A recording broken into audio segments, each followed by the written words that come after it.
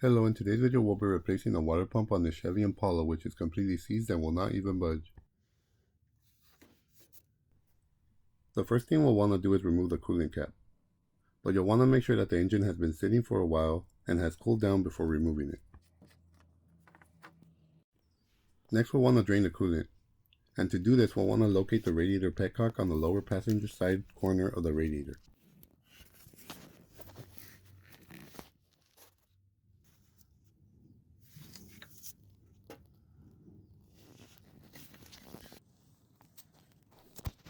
But before loosening it, you'll want to place a pan underneath the strain hole on the passenger side. After doing this, we can now begin draining the coolant by rotating the petcock counterclockwise.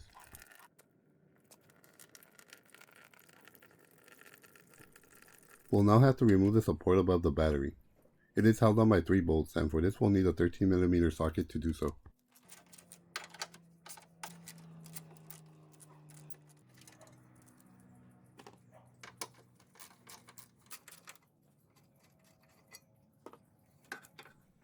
It will also have 2 guides underneath that are held on by 2 pushing clips. Just wiggle the clips back and forth as you pull back on both of them.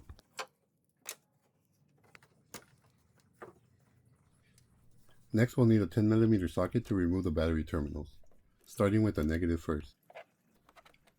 The positive terminal will have a plastic cover. Just press in on both of the tabs to slide the cover off.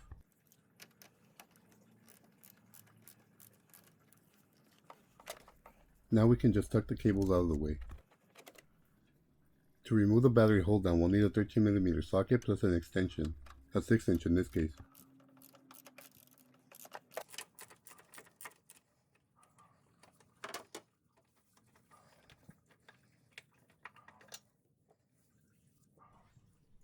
We'll need to loosen these 2 nuts holding the fuse box with an 11mm socket so we can lift it up a little and get the battery out.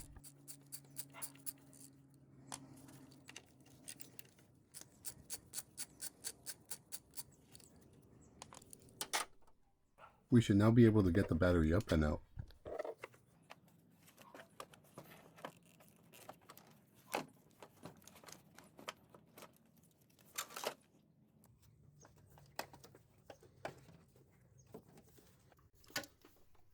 When reinstalling the fuse box back in place, you'll want to make sure that this slides back into this notch, but you'll want to do this after you reinstall the battery.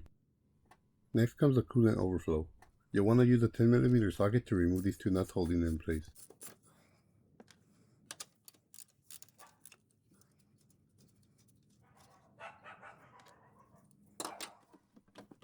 And once you get them off, you can slide it up and out of the way. And here's where I place it in the meantime. Now we'll want to remove the small bracket. For the first bolt, we'll need an 8mm socket.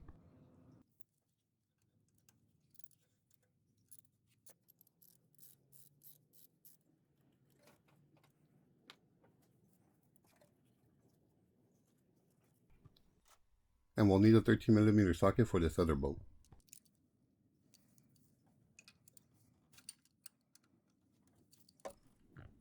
And now just remove the bracket with the bolt. Now we'll need a 10mm short socket to loosen the 4 bolts holding the water pump pulley. Normally they'll have the belt on to help keep it from spinning as you loosen it, but this one doesn't spin at all, so it'll hold anyways.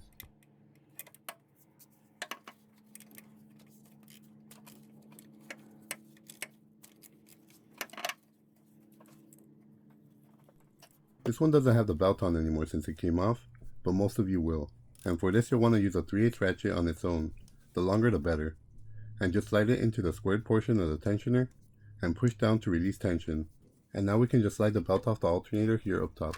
You don't have to remove the belt completely, just mainly off of the water pump area. And we can now remove the 4 water pump pulley bolts.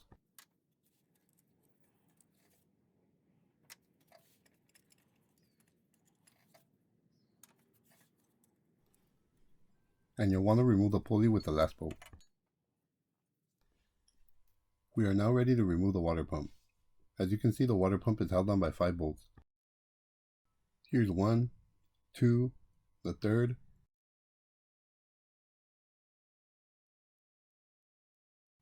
and 2 more down here. You'll want to reposition the pan further back, under the water pump area, so it collects any leftover coolant that may spill.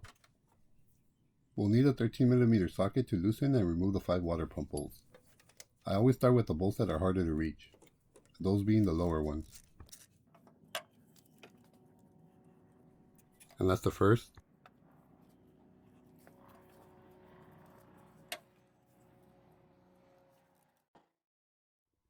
The second.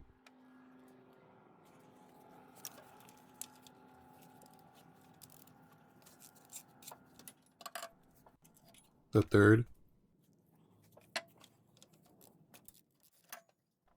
The fourth.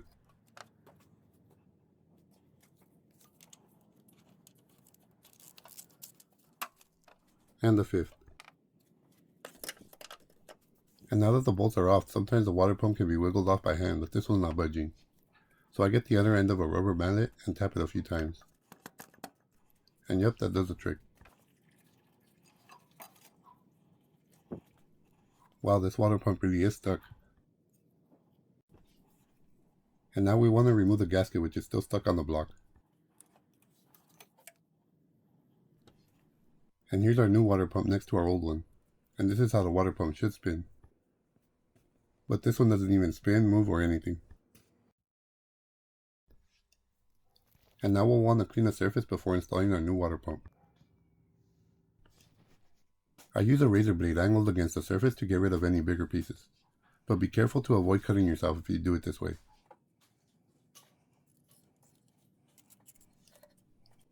And then I follow it up with a piece of gray Scotch-Brite sprayed with brake cleaner to clean off the remainder.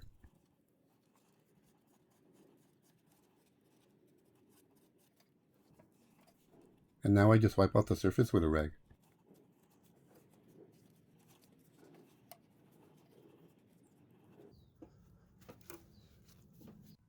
And the surface is now ready for the new water pump.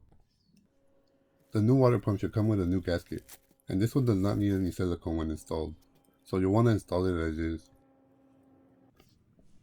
I use 2 bolts when installing the water pump to hold the gasket in place.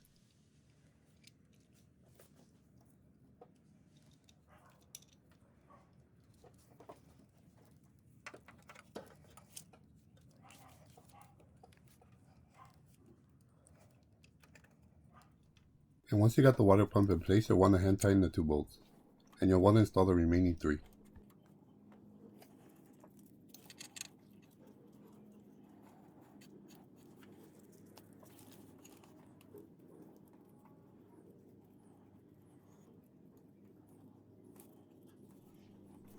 And once you got them all hand tight, you can use the ratchet to tighten them.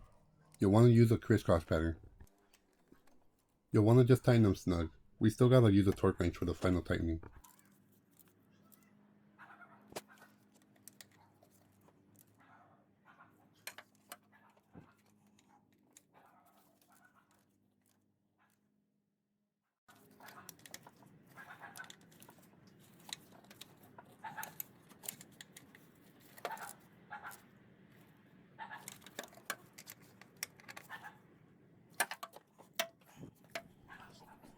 And for the final step, we'll want to use a torque wrench to torque the bolts to 11 foot-pounds.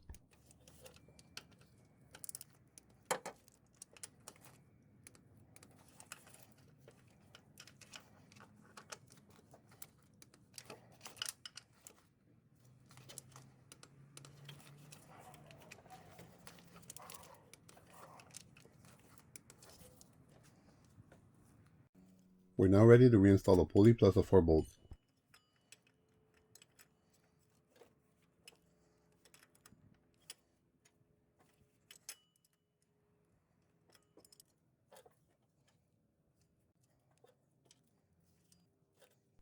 You'll want to just snug them up for now till we get the belt on.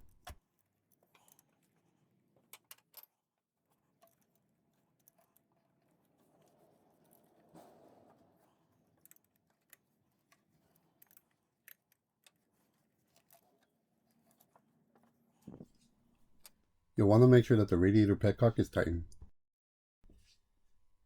And we can now add the new coolant. I like adding coolant now because you can spin the pump by hand to help get any of the air out of the system. It'll help you spot any possible leaks as well, before reinstalling everything. And you'll want to keep adding coolant and spinning the pump till you top it off, as long as you don't notice any leaks.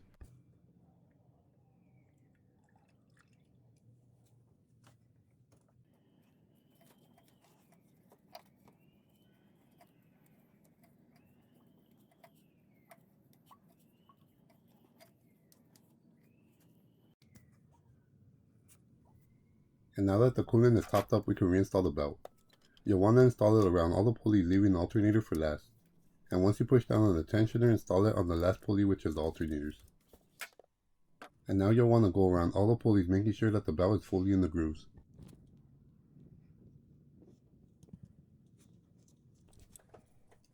Next, we can reinstall this bracket.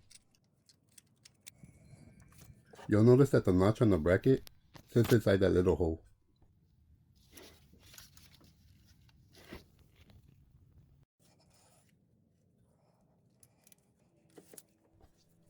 And once you get it back on hand tight, you can use the ratchets to tighten them back up.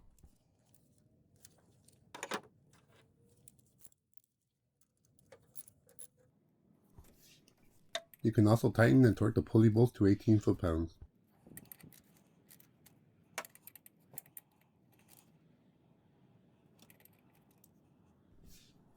We can now reinstall the coolant reservoir, the battery with the hold down, the fuse box, and the battery terminals.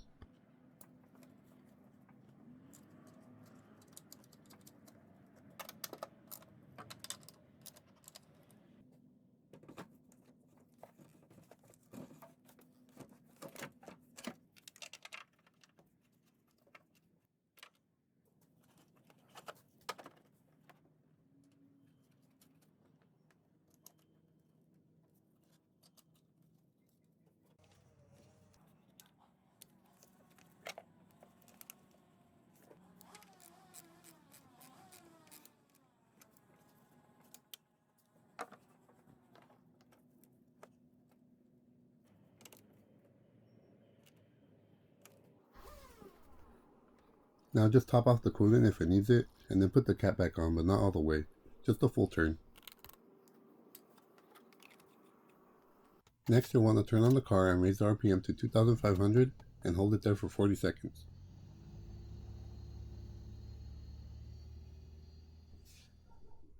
Now we can remove the cap and top it up if needed. And you'll want to repeat this a couple times if it goes down by a lot. If not, you can close the cap fully and continue.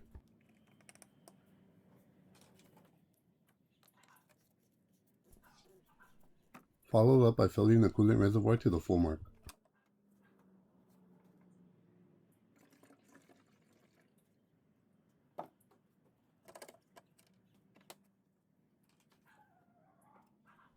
And now the last piece to reinstall is the support bracket, with the 3 bolts and the 2 clips. The last thing we want to do is turn on the car and let it warm up to operating temperature. We'll also want to turn on the heater to get any air pockets out of the system.